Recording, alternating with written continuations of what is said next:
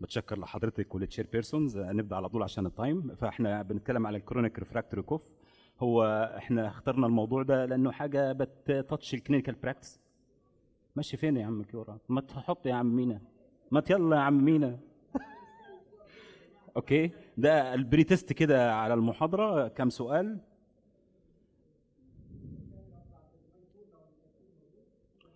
ما ده بياخد وقت برضه كده، انا مش هتكلم حاجه. طيب يلا يا باشا، يلا يا باشا. ماشي يا باشا، اوكي يلا ستارت. خلاص كده اوكي. نستارت اول كويشن. طيب البرسنت اوف كرونيك كوف ريفيرد فور سبيشاليست ايفالويشنز هاف نو ايدنتيفايد كوز، دي بنسميها الانكسبليند كرونيك كوف. لما يبقى في بيرزيستنت كوف ديسبايت الاوبتيمال ثيرابي اوف كونديشن اسوشيتد وذ كرونيك كوف، دي بنقول عليها الكرونيك او الريفراكتوري كرونيك كوف. البرسنت بتاعها كام بقى في لما يبقى عيان عنده كرونيك كوف يروح للسبيشاليست فور ايفالويشنز؟ هل 10% ولا 20% ولا 30% ولا 40% ولا 50%؟ اوكي نيكست.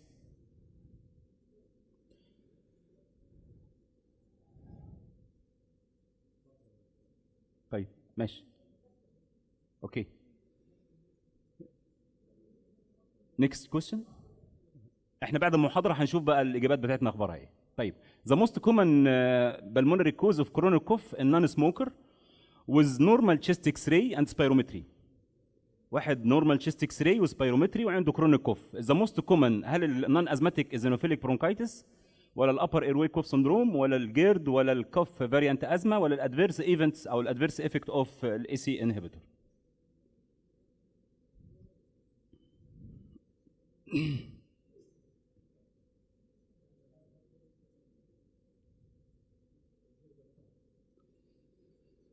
اوكي تمام. نيكست. الكوف duration of infections with Portadella pertussis may also be associated with prolonged and debilitating cough اللي هو الوبن cough which can be difficult to be treated. هل durations 1 month 2 months 3 months 4 months ولا 5 months؟ هو دي ليها durations بنقول عليها cough of هنقول بعد كده بقى لما نشوف الاجابات بتاعت حضراتكم. لا ما شاء الله تمام، هو كوف اوف 90. خلاص بقى خلصنا من سؤال. نيكست يلا.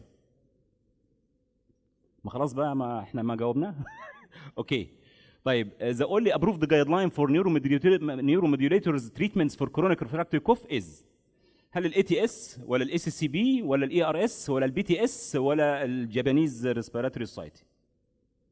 مين بقى اللي خد الابروفال من انهي جايد لاينز؟ وفي بعض الادويه نازله حاليا جديده بندنج اف دي ابروفال، هنتكلم عليها في الاخر ان شاء الله. ليه؟ لا انت اللي عديته بقى. انت فين؟ في سؤال تاني قبل كده؟ لا لسه لسه. ده السؤال الاخير اهو، ده السؤال الاخير. ماشي يا باشا اوكي. Treatment of chronic refractory cough should be started as follow. هل الجابابنتين as first choice then opioid or macrolide as alternative ولا الاوبيويد وبعد كده first choice وبعد كده macrolide or gabapentin as alternative ولا macrolide as a first choice then gabapentin or opioid as alternative steroid inhalations as a first choice then macrolide gabapentin as alternative low dose opioid as first choice then gabapentin or macrolide as alternative؟ ده اخر سؤال.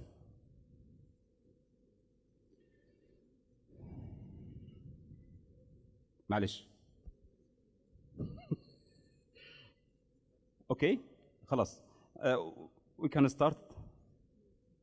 دي طبعا بعض الحاجات على الكف ريفلكس، وطبعا هنعدي عليها بسرعه عشان بس ايه ما نطولش، لكن لازم يبقى احنا واخدين بالنا ان في جزء في السنترال بارت فيري امبورتنت في الموديوليشنز والكنترول اوف كوف من خلال السيربرال كورتكس والبرين ستيم، وبعض الريفلكسز اللي موجوده لازم نخلي بالنا منها زي اللارينجو فارينجيال ريفلكسز والايزينوفيليك اير واي انفلاميشنز والاسوفيجيال برونكال ريفلكس والجاسترو اسوفيجيال ريفلكس والفارينجو اسوفيجيال ريفلكس. دول كلهم بيبقى مينتيند او ليهم دور كبير جدا في الكوف والاسوشيشن بتاعتها، وحاجه اسمها تعمل حاجه اسمها كوف هايبر سنسيتيفيتي سندروم. يبقى بعض البوبيوليشنز عندهم هايبر سنسيتيف ان يحصل له ايرج تو كوف، وليها علاقه بالبيولوجيكال والانفايرمنتال فاكتورز وبعض الفاكتور الاخرى. الارج تو كوف من خلال حصل بقى نوكشيس ستيمولاي في فيسيولوجيكال كوف، نيورولوجيكال انجري او نيورال انجري من خلال فيرال انفكشنز، انفيرمنتال بوليوتنت، كيميكال الرجي، اير واي انفلاميشنز، دراجز، كل ده بيعمل نيورال انجري يؤدي بقى الى باثولوجيكال كوف وكوف هايبر سنسيتيفيتي سندرومز من خلال لوكال نيوروباثي، ثروت اريتيشنز، ودي اكتر شكوى هيجي بيها العيان، جلوبس حاجه واقفه له هنا ومفيش حاجه، يقول شوكه واقفه لي في زوري وهي اللي عامله له الكوف، تشيست ديسكمفورت، تيكل سنسيشنز هورسنس اوف ذا فويس، وفي سيستميك نيوروباثي من خلال الاسوفاجيال ديسموتيليتي وسنسو موتور نيوروباثي والكارديك اريزميا بوسيبلي. دي كلهم ممكن تدي الى في الاخر الى ايرج تو كوف ويخلي العيان يبقى عنده elements اوف كرونيك كوف. احنا الديوريشن بتاعها اكيوت كوف اقل من 3 اسابيع، من 3 ل 8 ده سب اكيوت، فوق ال 8 اسابيع ده بنقول عليه كرونيك كوف او بالنسبه للادلت. الكلام مختلف شويه في الاطفال، لكن الى حد ما هنيجي سيره الاطفال ونتكلم عنها. ده الديفينيشن بتاع ازاي اقول العيان ده ان اكسبليند كرونيك كوف، ده واحد كل عملت الحاجات كلها وما لقيتش اي حاجه بقول عليه ان اكسبليند كرونيك كوف.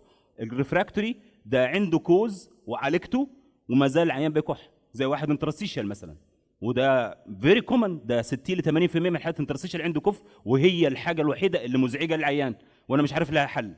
فده برضو اقول عليه كرونيك ريفراكتوري كوف، وهنشوف ايه اللي اتعمل دلوقتي اب تو ديتس للعيانين دول. الكوف طبعا زي ما حضراتكم شفتوا ان ممكن بالمونري او اكسترا بالمونري ديس اوردرز، making a diagnosis of treatment challenge. More than 40% of adult with chronic cough referred for specialist evaluations. ودي طبعا اتنشرت تشيست جايد لاينز والاكسبيرت بانل ريبورتس وكانت في 2016. الكوف هتعمل لها اسسمنت ازاي؟ من خلال الهيستوري، الاونست، الديوريشنز، الكاركتر، تريجرز، سبيوتم، فوليوم، كاركتر، بوستشرال فاريشنز، الديورنال فاريشن، سموكينج اوكيوبيشنز، وهكذا. بعد ما عملت الميديكال هيستوري، يا اما الكوف ابرنتلي وزين نورمال ليميتس، خلاص ري اشورنس وديسكارج السموكينج، واعمل ممكن يبقى كويت او اشورنس للعيان. ومفيش سبيسيفيك كلو. عملت اي ان تي كونسلتيشن وبالمونري فانكشنز للعيانين اللي هم من اكثر من 5 سنين او 6 سنين، وتشيست راديوجراف والالرجي تيستنج، كله نورمال. بعمل ريفلكس ستادي وسويت كلورايد تيست، لو نورمال هنا كوف بيرزيست بعمل برونكوسكوبي، لو هو اب نورمال هنا سبيشال تيست او سبيسيفيك تيست من خلال زي ما قال الدكتور مجدي بيه في المحاضره سيلري ديسكاينيزيا. هعمل بقى فينو اقل الريت بتاعه قليل وفيري لو بيشخص، او اعمل بايوبسي هيريحني، سيستيك فايبروز سويت كلورايد تيست، فورم بودي برونكوسكوبي، بيرولنت انفكشنز، كالتشرز وسبيوتا، ممكن اعمل بال الريفلكس، ممكن اعمل باريوم سوالو، البرتصص كالتشر وسيرولوجي، كونجينيتال انومالي سبيشالي في الاطفال الصغيرين ده الفيري كومن، او الشيست انفكشنز طبعا، البروتراكتد بكتيريا برونكايتس، البرونكوسكوبي، السي تي، الام ار اي، الالرجي، الازمه، الالرجيك تيست، وبرضه ممكن نعمل اللي هي برونكال هايبر ريسبونسيف ترايل، والاكسيل نيتريك اوكسايدز، الفايبروزنج الفولايتس والاوتو اميون ديزيز بالمالبونري فانكشن تيست والديفيوجن لانج كاباسيتي والسي تي. دي الحاجات اللي بتعمل كاف هايبر سنسيتيفيتي سندروم، المعظم بتاعها الاي سي انهبيتور، راينوساينوسايتس، الازمه ايزونوفيليك برونكايتس، الريفلكس، البلمونري ديزيز، والسيجريت سموكينج، دول كلهم يخلي العيان يبقى عنده حاجه اسمها كاف هايبر سنسيتيفيتي سندروم. دي الجايدز لاين اللي موجوده اللي عرفت الكرونيك ريفراكتوري كوف وتعاملت مع العيانين دول، وادت بقى ضافت الجابابنتين از امين ثيرابي، منها الاي سي سي بي. اغلبيه الجايد لاين الاخرى السيكادا ده حاجه في استراليا، مجموعه اتعملت في التريتمنتس للعيان بتوع الكورونا كوف في الادلت والتشيلدرن، الاي ار اس في 2007، البي تي اس، الجي ار اس، ده كلهم جمعيات مختلفه. الوحيد اللي ادى ريكومنديشنز للنيورو ميديوليترز دراجز الاي سي سي بي، وبدايته كان 2015، وحضرنا القصه دي بتاعه في الجمعيه بتاعه الاي سي سي بي في المؤتمر بتاعه، وكانوا بيتكلموا على الجزء بتاع اللي هو النيورو ميديوليترز. السكسسفul ترايل للنيورو ميديوليترز افكت، الجابابنتين والاوبيات والبي 2 اوكس 3 اللي بيشتغل على الاي تي بي، ده suggest ان apparent neurophysiology likely underlines these conditions، وبالتالي ممكن indicate ان استخدامها في العيانين اللي عندهم refractory to conventional treatments of cough associated disease. واتحطت برضه هنا لو في اديشنال ايفالويشنز، وبعد ما عملت الاسسمنت بتاع العيان وكل الانفستيجيشنز اللي عملتها ومفيش امبروفمنت، هنا كونسيدر بقى اللو دوز ابيات، وكونسيدر البروميتيليتي ايجنتس، وكونسيدر الجابابنتين والبريجابلين، وكونسيدر الكوف كنترول ثيرابي. ده الكوف ريفراكتوري كوف، الكرونيك ريفراكتوري كوف، بورلي اندرستود ديزيز، كومبلكس نيوروباثيك ايتيولوجي، والاورال نيوروميديوتور الجابابنتنز والاميتريبتالين والباكلوفين والبريجابلين كونتينيو تو ذا موست كومنلي يوزد ايجنتس في ذيس بيشنتس. في بعض الموداليتي الاخرى زي الانذر الترناتيف نون فارماكولوجيكالز، ممكن استخدم السبيتش باثولوجي او سبيتش ثيرابي في بعض الحالات، وبيجيب بنفيتس في بعض العيانين. وزي ما احنا قلنا حتى ما احنا ونواب لما يجي عيان عنده كرونيك كوف اول حاجه اعملها ريفير للاي ان تي اسسمنت بشكل كويس جدا ان العيان ده ما عندوش حاجه في الاي ان تي. الامباكت طبعا معروف حضراتكم، فوميتنج وسينكوب وانكونتنس سبيشالي في الفيميل، وده طبعا بيأثر على الهيلث ريليتد كواليتي اوف لايف بتاعت البيشنتس، والعيان بيبقى انوينج جدا في العياده ويجي مزعج جدا بعد ما يجي الاسبوع والاسبوع اللي وراه والشهر اللي وراه الكحه قاعده زي ما هي والكحه مش متحسنه، واعمل ايه يا دكتور واروح فين يا دكتور؟ فبيحس ان الموضوع انت جاي استاذ ومش عارف تعالجه، طب ويروح فين؟ فالموضوع فعلا بيبقى مزعج جدا. الكرونيك كوف في الاطفال مختلف على الكبار، مختلف ان اناتوميكال وفيسيولوجيكال ماتيوريشن بروسيس، وان الاميولوجيكال ريسبونس اندر بيبقى اندر جو ديفلوبمنتال اند ميموريال بروسيس، وبالتالي الكونجينيتال ابنورماليتي والانفكشنز دول البريدومينانت كوز في الاطفال. التريكوماليشيا والبريتراكتد بكتيريال برونكايتس والبرونكيكسز دول كومن اتيولوجي مع الازمه مع البوست انفكشوس كوف. الاي ار اس طبعا حط كرايتيريا فور diagnosis اوف بكتيريال بروتراكتد بكتيريال برونكايتس، بريزنس اوف كونتينوس كرونيك اكثر من 4 اسابيع، ديوريشن اوف ويت برودكتيف كوف، وابسنس اوف ساين اند سيمبتومز اوف سبيسيفيك كوف بوينترز، وان الكوف ريزولفد فولوينج من 2 ل 4 اسابيع من انتي بايوتكس سبيشال اموكسيلين كلافيولينيك اسيدز. العيانين دول بيتحسنوا جدا بس لازم فور لونج ديوريشن اوف انتي بايوتكس، ما حدش ياخد انتي بايوتك 4 5 ايام ويقول له والله كده تمام التمام وهتخف، لازم النيد لونج ديوريشن. هنعدي على الكلام ده بسرعه. ده الشارت برضو بالنسبه للاطفال وازاي هتعامل معاه، يعني برضو نفس القصه اللي فاتت، احنا هنعدي عشان احنا يعني اوت اوف سكيدولز. المشكله بقى في العيانين بتوع الاذر ديزيز، منهم بقى بتاع الاي بي اف ده بقى هعمل معاه ايه؟ لقيوا ان البرفينيدونز از ان انتي فايبروتيك ريديوز لل 24 ساعه اوبجكتيف كوف كاونت اند امبروف ذا كوف ريليتد كواليتي اوف لايف. وبعض الديزي وبعض الاستادي الجديده بقى اتعملت على العيانين دول على حاجه على البي 2 اوكس 3 انتاجونست، حاجه اسمها اورفيبيتنس، وفي حاجه ثانيه اسمها جيفي بيكسنت هنتكلم عليها بالاستادي بتاعتها، واثبتت نتائج رائعه. والجيفي بيكسنت ده حاجه معمول في لندن كذا استادي وهياخد بندنج اف دي ابروفال حاليا. وجيفي بيكسنت البوست نيزل دريب والابر كوف سندروم في 2006 الاي سي سي بي في الكوف مانجمنت جايد لاين سجست ان الترم الابر ايروي كوف سندروم الفرايتي اوف ساين وسيمبتومز بريفيسلي ريفير تو اذر سندروم اللي هو كان قديم البوست نيزل دريب سندروم، بيبقى معاه راينايتس وراينوساينوتايتس ريفيرسد، يعني الفيرست جينيشن انتي هيستامينكس ده الجولد ستاندرد تريتمنت ان ذيس بيشنتس، وده الموست كومن كوز اوف كوف، بيمثل حوالي من 40 ل 70% من الكرونيك كوف. فلما يجينا في العيادات ده اندر دايجنوزد وبيبقى مزد مننا. مهم جدا ان انا اخلي بالي جدا التريتمنت بتاعه الفيرست جينيريشن انتي هيستامينكس. الاتروجينيك كوف 15% من العيانين الانجيوتنسين كونفرتنج انزيم ده بيبقى انكريز سنسيتيفيتي تو كوف ريفلكس ان ذيس بيشنتس. بعض الدراجز الاخرى ممكن برضو تعمل الكوف، منها الكالسيوم تشانل انتاجونست، ومنها بعض الايه البروستانويد اي دروبس برضو ممكن تؤدي الى كرونيك كوف واحنا مش واخدين بالنا من السبب بتاعها. اللينس اوف ترايل في بعض الحالات زي مثلا الريسبونس للمورفين في العيانين اللي هم كرونيك كوف في خلال اسبوع. الاي سي اس may take 1 month to have an effect. If successful, the guideline panel believes and the treatments be continued and for several months to allow resolution of neuronal hypersensitivity. هي المشكله في العيانين دول عندهم neuronal hypersensitivity فبحتاج long duration of treatment. الاي ار اس guidelines on the diagnosis and the treatment of chronic cough في الادلت حط بعض الجايد لاين واستخدامنا في بعض الحاجات، ان في alternative antitussive strategy to reduce the hypersensitivity by neuromodulations. Low dose morphia is highly effective in subset of patients with cough resistant to other treatment. الجابابنتين والبريجابلين ممكن advocated in clinical experience they are limited by adverse effect. perhaps the most promising future development pharmacotherapy اللي دراج بيشتغل على النيورونال هايبر سنسيتيفيتي blocking الاكسايتابيليتي of afferent nerve by inhibiting التارجت ATP receptor اللي هو البي 2 اوكسي 3. هل السي تي روتينلي بيرفورمد في العين بتاع الكرونيك كوف مع عيان عنده نورمال تشيست اكس راي ونورمال فيزيكال اكزامينيشنز؟ هنا طبعا مهم لان في بعض الحالات بيبقى في سطل انترستيشيال ديزيز. ايه في يا اخوان؟ كله سبب الكف.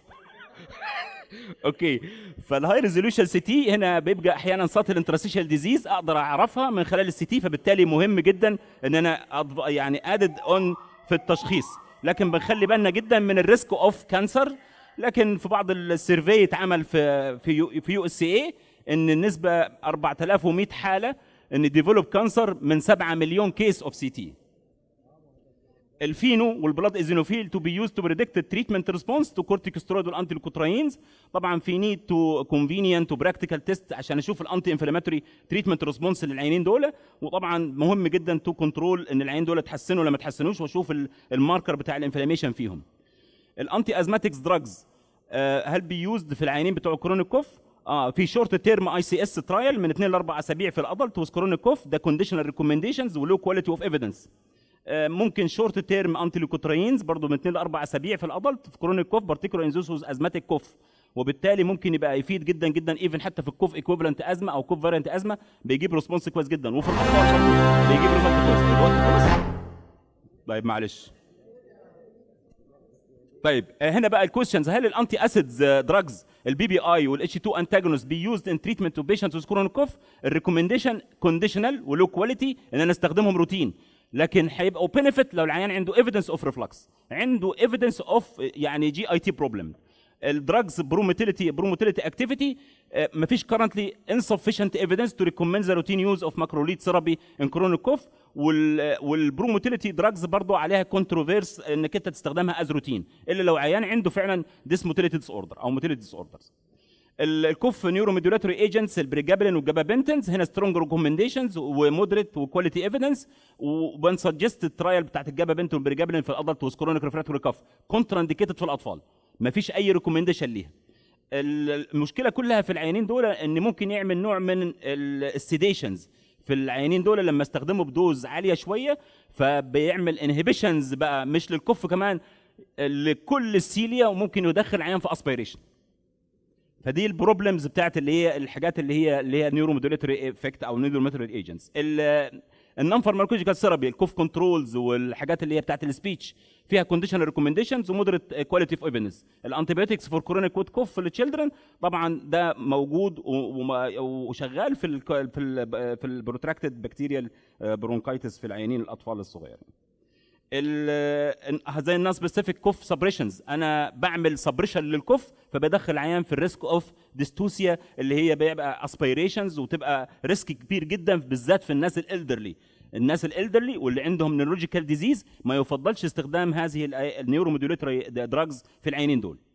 الفيوتشر بقى دايركشنز في النيور دراجز كله هيشتغل على النيورال هايبر سنسيتيفيتي زي ما قلت لحضراتكم، والديسنسيتايزيشن ثرو يوز اوف اجونست للدراجز زي الكابساسين ده ريسنتلي شو بروميسنج اثيرابيوتيك موداليتي. الاورفي بيتنت ده بيشتغل على سبستانس بي انتاجونست، والجيفي بيكسنت على الاي تي بي، وده بيبقى الفيرست انتاجونست بي يوز في العيانين اللي موجودين الادلت واللي عنده كرونيك كوف اكتر من 40 سنه، وده كومباوند تو كومبليت الفيس 3 ترايل، وحاليا بندنج اف دي ابروفل. ودي الاستادي اللي اتعملت على الاورفي بيتنتس، وطبعا لقوا انه نتائجه صراحه ممتازه جدا، وبيتاخد وانس ديلي وب 30 مللي جرام وانس ديلي، بيدي بنفيتس رائعه وملهوش اي سايد افكتس، وسبيشالي في العيانين بتوع الانترستيشال، وكان المين ستادي والاستادي اللي اتعملت على العيانين بتوع الانترستيشال ديزيز. وده طبعا اللي هو البيشنت بتاع الاي بي اف اللي عنده كوف هايبر سنسيتيفيتي سندروم مع البيشنت اللي هو از بيشنت وذ ريفراكتوري اور انكسبليند كوف، ليجو سيجنيفيكانتلي انكريزد الكوف ريسبونس تو جولد ستاندرد للعيانين اللي هم عنده بليومايسنز انديوزد لانج فايبروزس موديل. فده بروف بونيفيتس في الريديوس الكرونيك كوف، وتريتمنتس بروفن طبعا في العيانين دول، ودي نتائج كويسه جدا. اخر حاجه بقى نراجع السلايدز.